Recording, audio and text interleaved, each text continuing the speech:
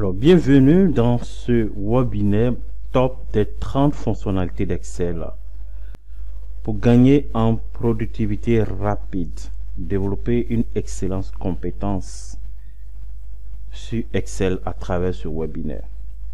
Nous allons voir plus de 30 fonctionnalités d'Excel.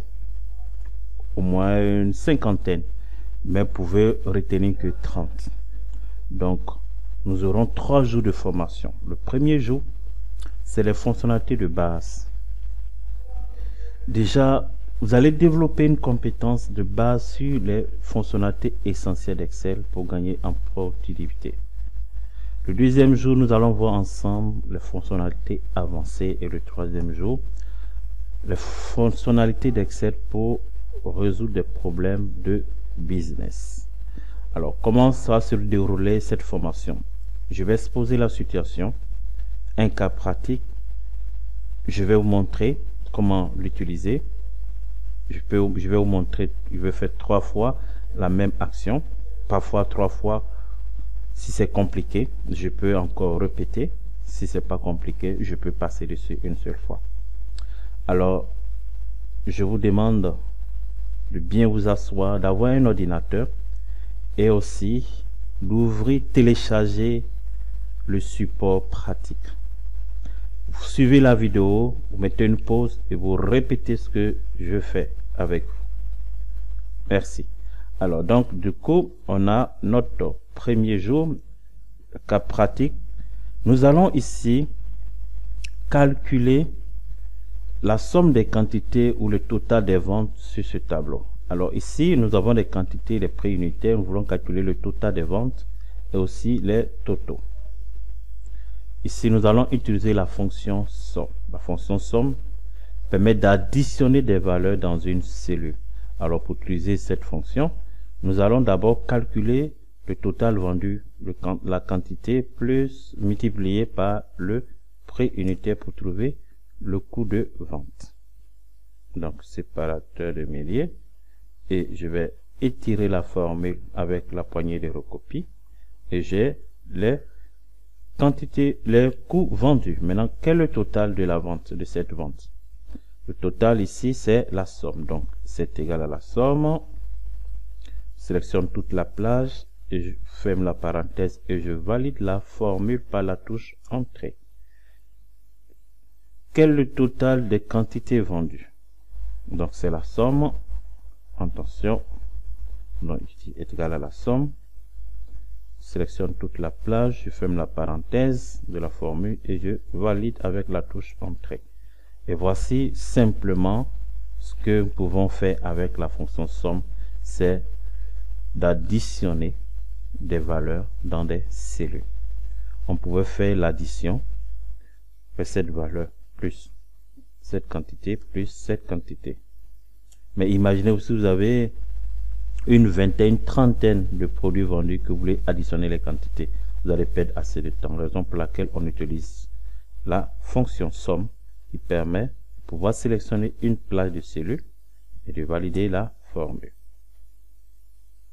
Donc, voici le corrigé. Vous sélectionnez la plage D16 à D18 et ici la plage F16 à F18.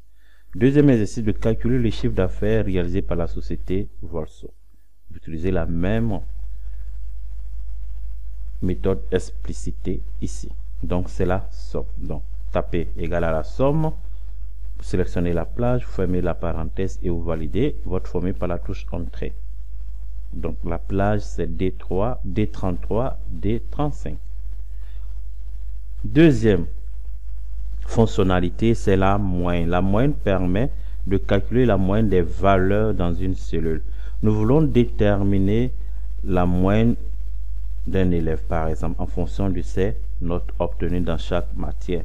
Au lieu de faire avec la calculatrice ou de réfléchir, nous allons utiliser la fonction moyenne qui permet de calculer la moyenne d'une plage de données. Donc, je dis égal à moyenne, je sélectionne la plage, je ferme la parenthèse et je valide avec la touche Entrée. Donc, on valide une fonction Excel avec la touche Entrée.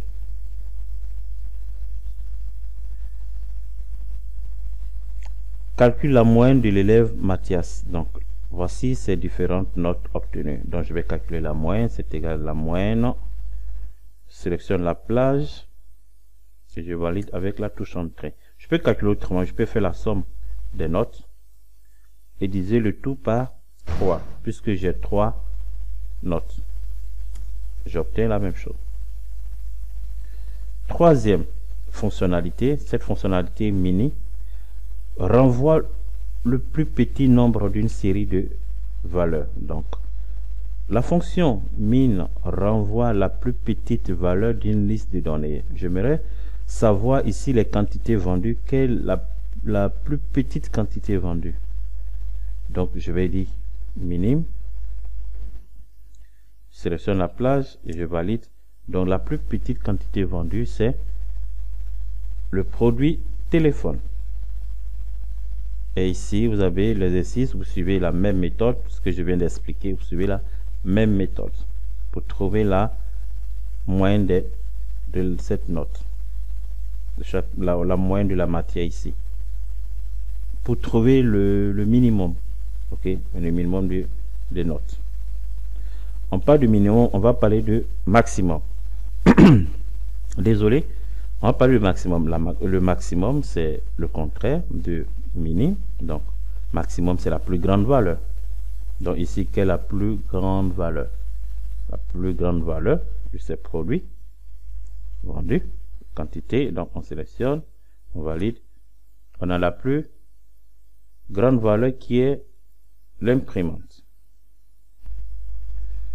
Alors, vous avez le deuxième exercice, calculer le maximum des notes d'un étudiant. Donc, vous pouvez suivre la même méthode. Plus petite valeur. La plus petite valeur renvoie la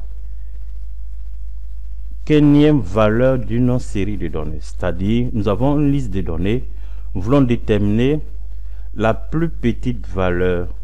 Quelle est la plus petite valeur parmi une liste de données? Donc, on peut dire déterminer les 3 petites valeurs, les 4 petites valeurs, les 5 premières petites valeurs ou les 6 premières petites valeurs dans une liste de données.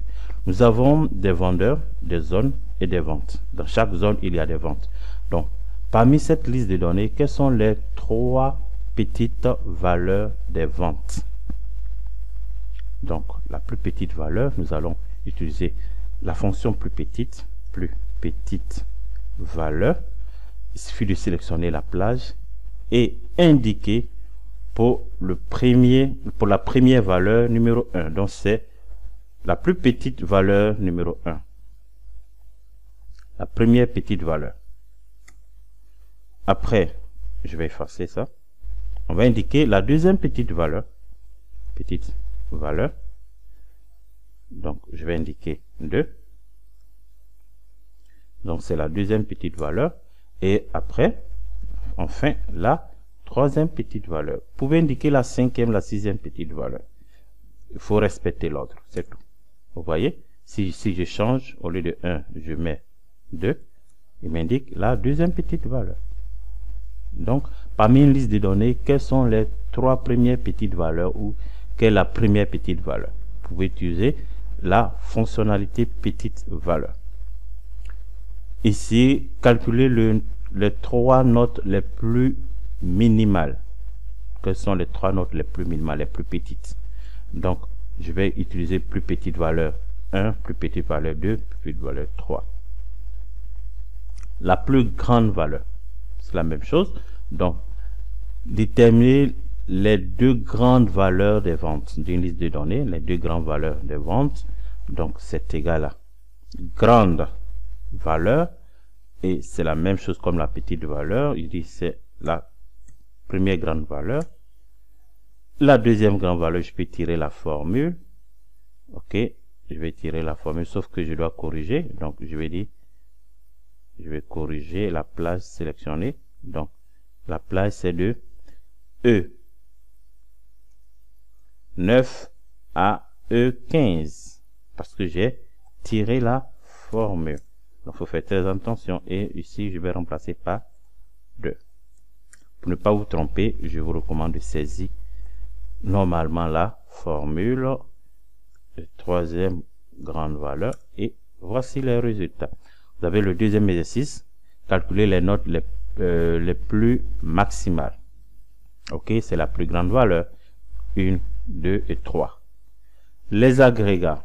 Alors ici les agrégats, c'est une fonction d'agrégation qui permet de faire une opération de calcul. On peut faire une opération de calcul sur des valeurs qui sont masquées, sur des valeurs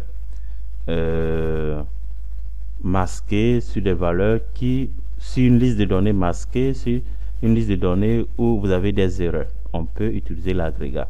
Donc l'agrégat permet de, dans une liste, de faire une opération. Donc vous avez la possibilité de calculer, attention, de générer des calculs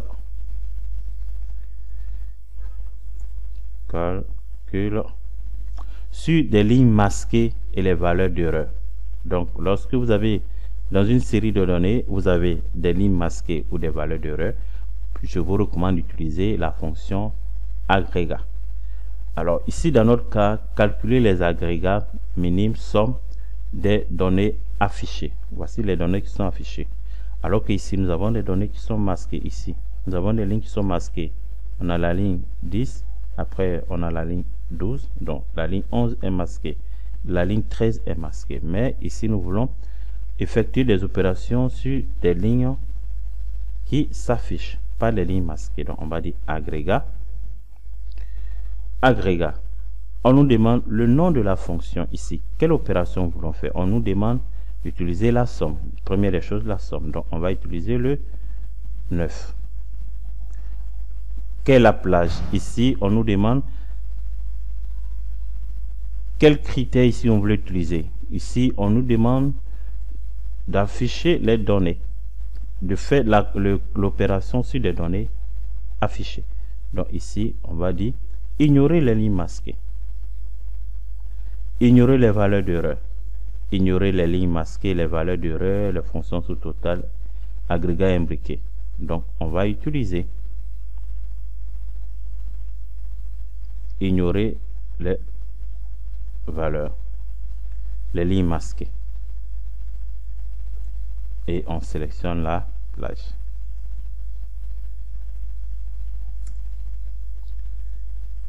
Minime, c'est pareil, agrégat. Alors ici c'est minime, le 5. Ici on va ignorer les lignes masquées et on sélectionne la plage. Alors avec la fonction agrégat, nous avons ignoré les lignes masquées. Avec la somme, nous allons voir les deux résultats.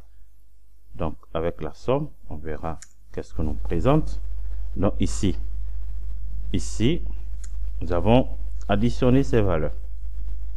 On trouve 560, alors que si nous additionnons réellement ces valeurs, si nous additionnons par exemple somme, ces valeurs, vous voyez, on trouve 560.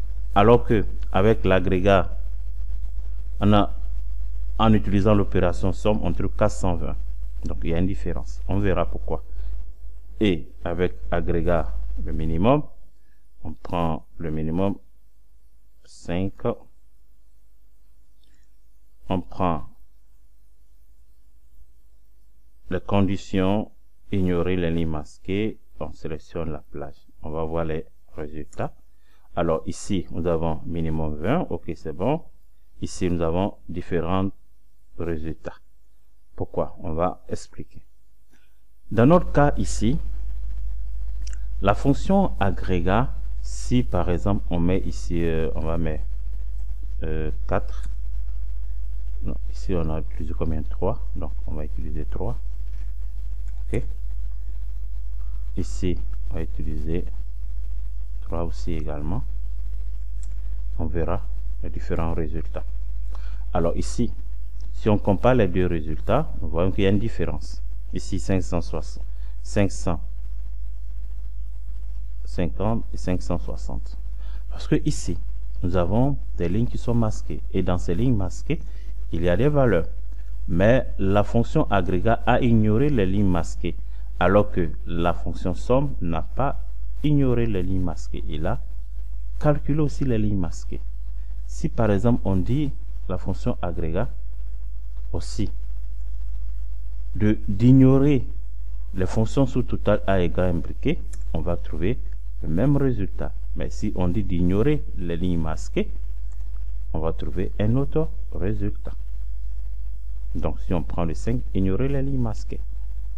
Donc vous voyez, vous pouvez utiliser l'agrégat, la somme en fonction de ce que vous voulez. Donc je répète. Ici, les deux résultats sont différents. Ici, la somme est différente.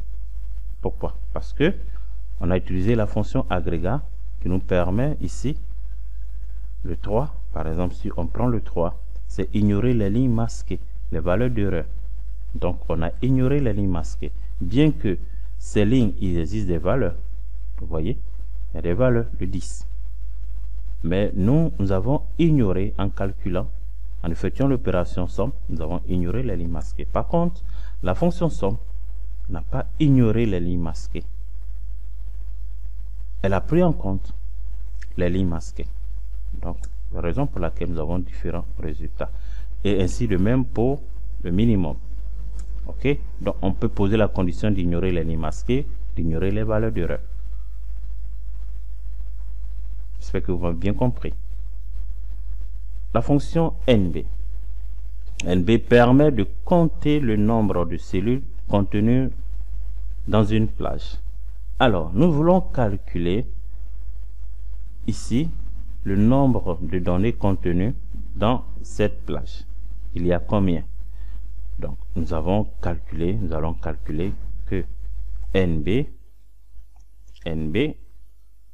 cette plage, il y a combien de valeurs?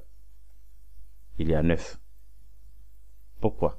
Parce que NB compte des cellules qui contiennent des valeurs numériques, pas des valeurs textuelles. NB ne compte que les cellules qui contiennent des nombres. Si on prend NBval, NBval va compter le nombre de cellules contenant toutes les valeurs, donc quel que soit le type de valeur, sauf les cellules vides, donc toutes les cellules qui contiennent des valeurs, qui contiennent des données, sauf les cellules vides. Et on peut obtenir aussi le nombre de cellules vides dans une plage ou dans un tableau avec la fonction nb.vide. nb.vide. On va sélectionner la plage ici et on a 2 cellules vides. Si je change ici à ce niveau, par exemple si je mets 56, vous voyez, NB va compter automatiquement. Si je laisse cette cellule vide, NB.vide va compter également. Et NBval va diminuer, NB va diminuer aussi parce que ce sont des cellules vides que NB ne compte pas, NBval ne compte pas, mais NB vide va compter les cellules vides.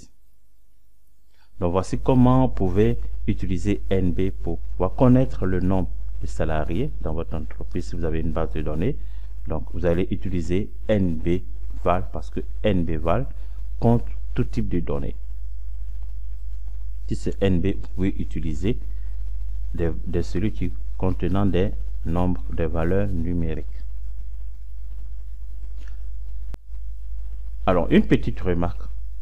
Cette fonction, on parle de NB, ne comptabilise pas les cellules E16 et G17 parce que ce sont des cellules vides qui ne contiennent pas du texte ou des valeurs numériques. Donc, s'il y a des cellules vides, que vous voulez compter le nombre de cellules vides, c'est nb.vide. Si vous voulez compter le nombre de données, de valeurs numériques, c'est nb. Si vous voulez compter toute la plage contenant du texte ou des valeurs numériques, c'est nbval. J'espère que vous m'avez compris. Donc, à quel moment il faut utiliser NB, à quel moment il faut utiliser NBval? On utilise NBval lorsque on veut compter le nombre de valeurs numériques. On utilise NBVAL lorsqu'on veut compter tout type de données. La fonction gauche, comme son nom l'indique, permet d'extraire à partir de la gauche un certain nombre de caractères. Ces caractères qui sont là, les référents de produits, j'aimerais extraire 3 caractères, 3 mots, 3 lettres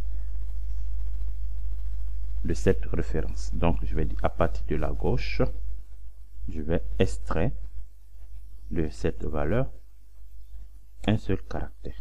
Et Excel va m'extraire un seul caractère, 2 caractères, 3 caractères, 5 caractères, tout ce que vous voulez, 2 caractères, 3 caractères et 4 caractères. Et voici ce que vous pouvez faire. Si vous avez des numéros de téléphone, vous pouvez demander à la fonction gauche d'extraire les 10 premiers chiffres ou les 5 premiers chiffres.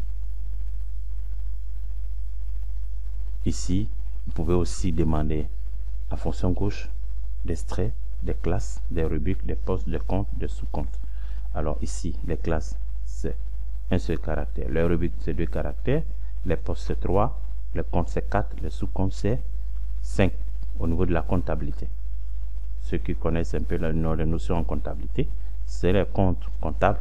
Donc la classe, c'est un seul chiffre. Rubrique, c'est 2 chiffres. Poste, c'est 3 chiffres. Compte, c'est 4 chiffres.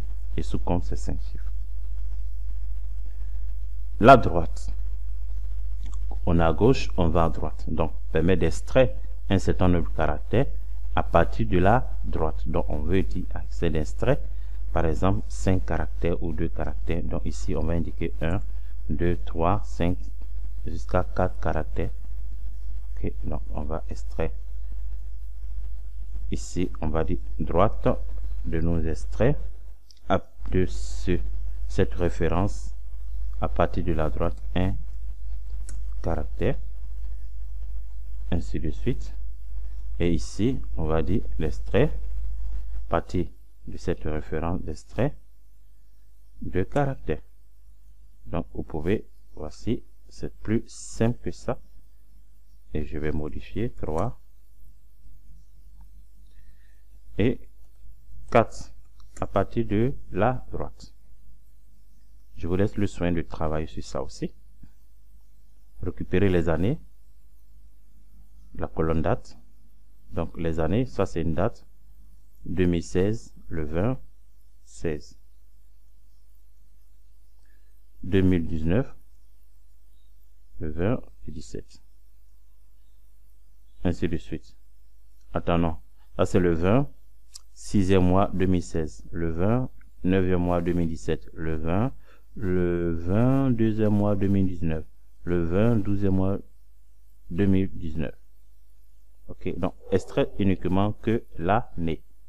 Donc l'année, vous pouvez extraire à partir de la droite en comptant 4 caractères. STIST. STIST aussi, c'est une fonction de traitement de texte qui permet de récupérer, d'extraire un certain nombre de caractères de votre choix à partir du milieu, à partir de la fin. Donc, vous pouvez dire, je vais extraire dans une référence un certain nombre de caractères à partir du 2e caractère ou à partir de la 3e position, comme vous voulez. Donc, comme c'est indiqué ici, récupérer 2 caractères à partir de la position 3, récupérer 3 caractères à partir de la position 4. Donc, par exemple, ici, nous voulons extraire 2 caractères à partir de la position 3. Donc, on va extraire 2 caractères ici.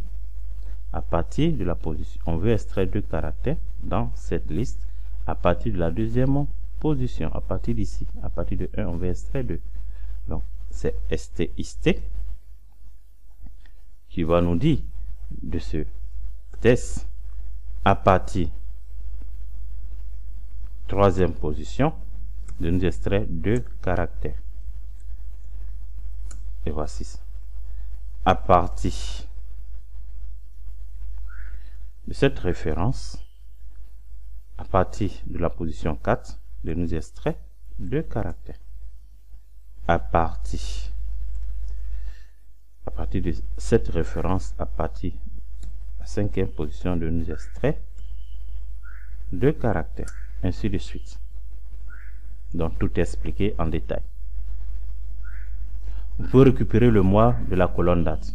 Donc, par exemple, voici le mois, le 20, 6e mois 2016. Donc, à partir de la 2e position d'extrait, 2 caractères. Donc, on va dire ST, IST, de cette référence, à partir de 2e position, de nous extraire 2. Et on a, attention, non, à partir de la 3e. Là, c'est bon. Pas de la 3e. Pas de la 3e position. Ok, c'est bon. C'est bon. Et puis, vous pouvez extraire les mois.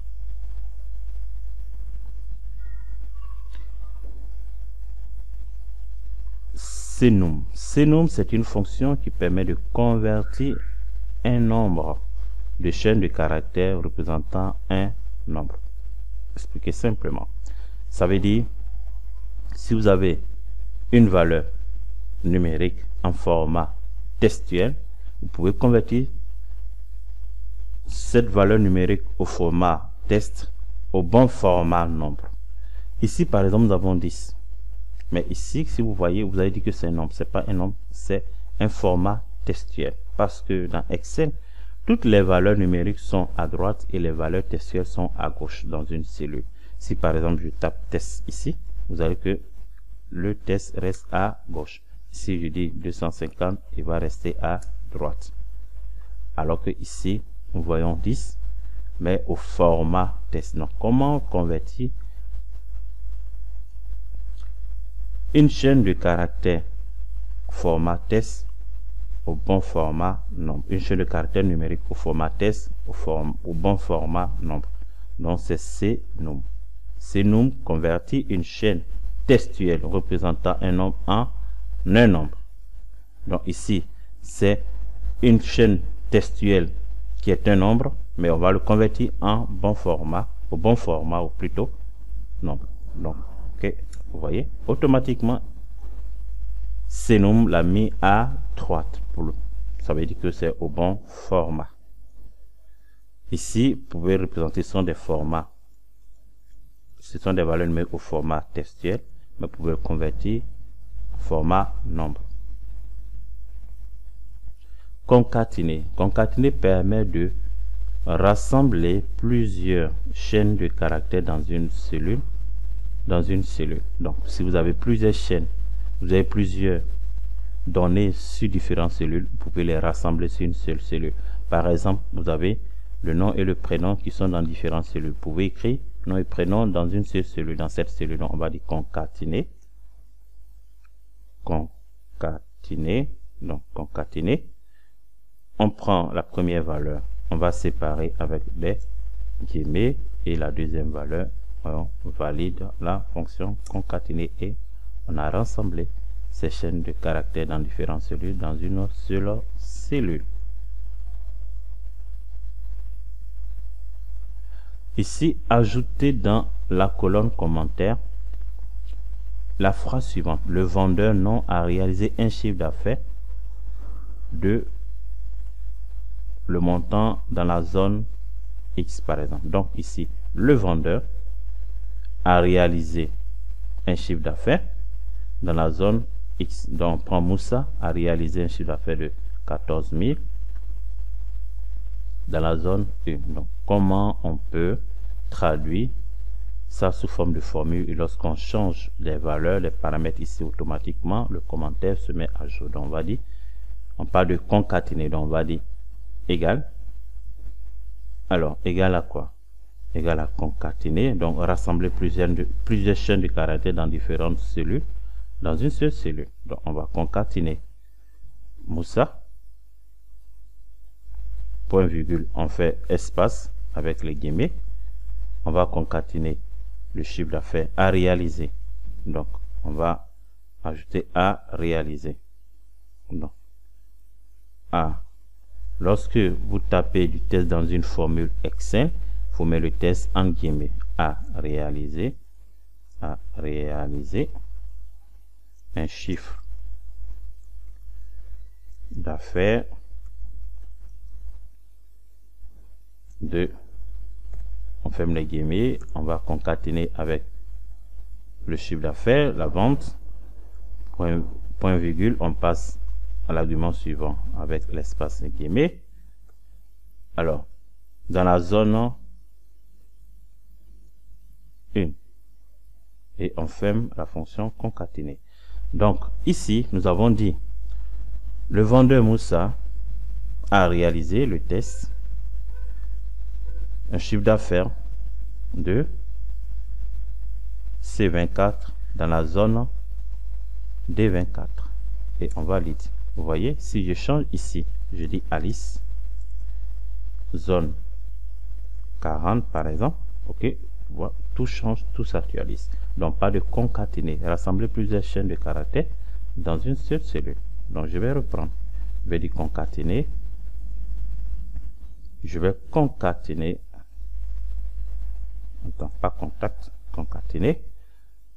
Je prends le premier argument, le premier paramètre. Donc c'est le vendeur a réalisé. Donc je fais un espace avec les guillemets. Je tape le test dans la formule. Donc quand je tape un test dans une formule Excel, je mets toujours entre guillemets. A réalisé un chiffre. Attention. Un chiffre d'affaires de, je ferme les guillemets, point virgule, je passe au suivant argument. L'argument, c'est le chiffre d'affaires que je sélectionne. Point virgule, je passe à, je mets un espace, je passe à la zone. Attention. Un espace, point virgule, à la zone et je ferme. C'est bon. Ici, c'est la zone 1. Et ici, c'est Moussa. C'est tout. Et vous pouvez appliquer aussi au reste. Donc, lorsque vous allez modifier les différents paramètres, le commentaire va s'actualiser automatiquement. Contact. Alors, contact, c'est un peu comme concaténer. Donc, permet de concaténer des valeurs de plusieurs plages de cellules pour ne former qu'une seule chaîne de caractères. C'est-à-dire, c'est le contraire, c'est à peu près concaténer, mais ici, nous allons rassembler plusieurs plages dans une cellule. Ici, dans concaténer, nous avons rassemblé dans une ligne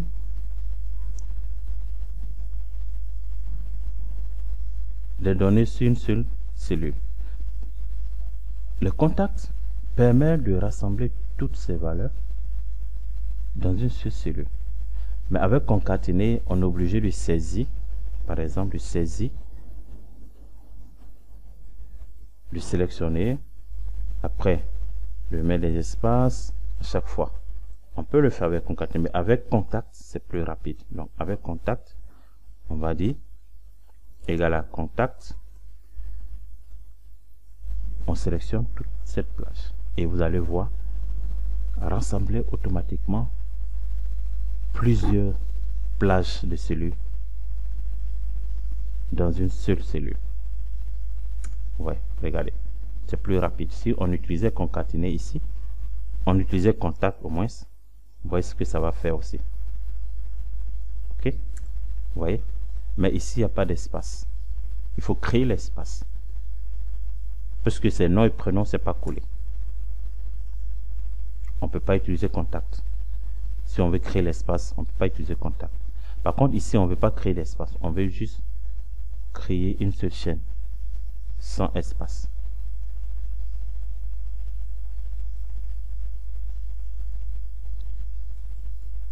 Converti. Converti, c'est une commande qui permet de fractionner une colonne de test en plusieurs colonnes. Ici, j'ai une seule colonne de valeurs. Donc, je vais les séparer, nom et prénom. Je vais écrire nom ici, je vais écrire prénom ici, je vais écrire Mouradi ici, Lina ici. Donc, séparer une seule colonne en plusieurs colonnes. Donc, qu'est-ce que je vais faire? Je vais séparer la colonne nom et prénom en deux colonnes. Donc, qu'est-ce que je dois faire? Je dois sélectionner d'abord la plage. Je vais aller dans Données, Convertir. Je vais dire, je clique ici, caractère délimité. Alors, ici, nos caractères sont délimités par des espaces, parce qu'on peut avoir des points-virgules, sont délimités soit par des points-virgules, des virgules, mais ici, nous avons des espaces. Donc, je vais reprendre. Donc, pour séparer, pour fractionner une colonne en plusieurs colonnes, je vais utiliser la fonctionnalité convertir. Donc, pour cela, je vais sélectionner la plage. Je vais aller dans Données, Convertir. Fait suivant. Alors, dans notre cas, les données sont délimitées par des espaces. On peut dire par des virgules, par des points-virgules, des virgules, mais ici, dans notre cas, c'est les espaces. Donc, je clique et vous voyez automatiquement l'aperçu. Donc, Excel est en train de me présenter l'aperçu de mon résultat. Je fais suivant. Et ici, on parle de destination. La destination où je vais me placer. Je me place ici d'abord. Je vais dire terminer. Excel va séparer une colonne, séparer les informations sur plusieurs colonnes. Attention, et voici ça. Donc, si je reprends rapidement, je fais suivant, délimité par les espaces, par un espace suivant. Et attention, à partir d'ici, fait la séparation. Ok, ça marche. Alors, nous avons séparé aussi les dates. Ok, donc je sélectionne la plage.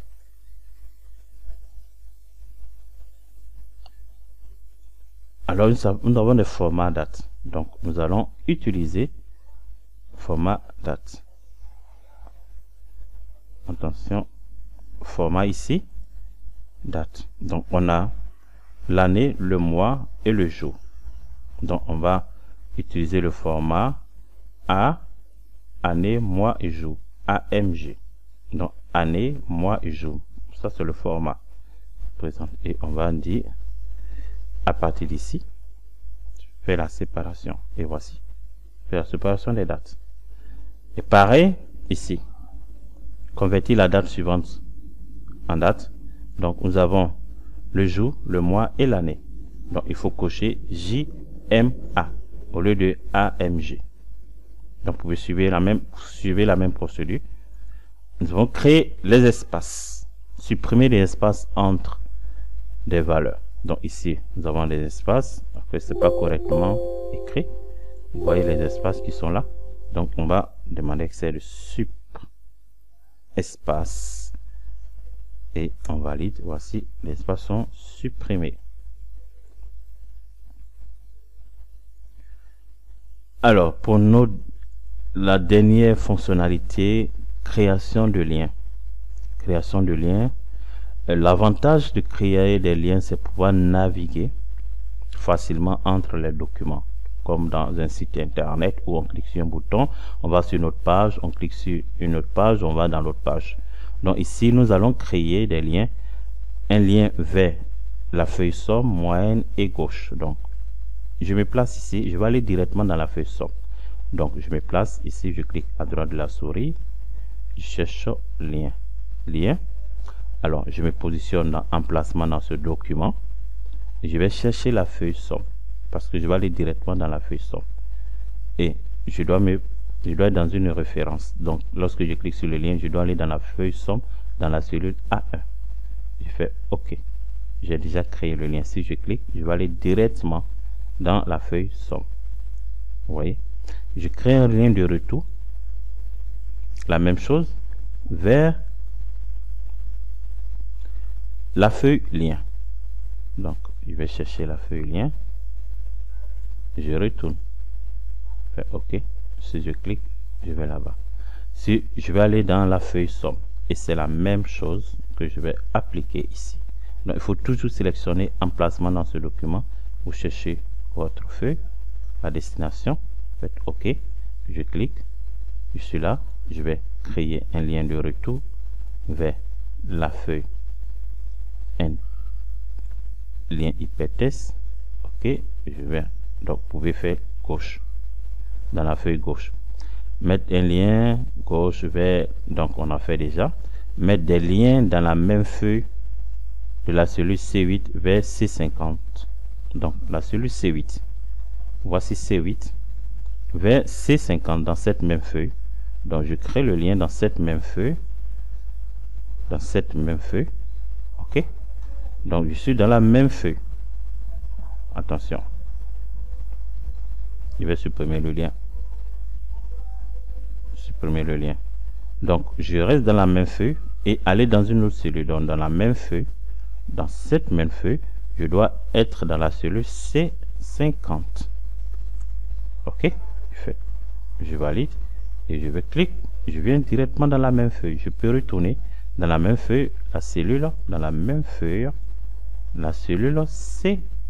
Je fais OK, je clique, je vais ici. Donc vous voyez que je suis en train de naviguer, je navigue. Vous voyez, vous pouvez faire pour gauche aussi, vous pouvez vous amuser dans votre navigation. OK, donc j'espère que vous avez compris ces 17 fonctionnalités d'Excel, ces 17 premières fonctionnalités d'Excel. Exercez-vous avec le fichier. Si vous n'avez pas compris, vous pouvez m'écrire, OK, par mail. Vous avez mes contacts dans la description de cette vidéo. Vous avez toutes mes informations pour me contacter si en cas d'incompréhension ou si vous n'avez pas compris quelque chose. OK, donc je vous dis merci et on se retrouve demain pour la deuxième journée. Merci bien.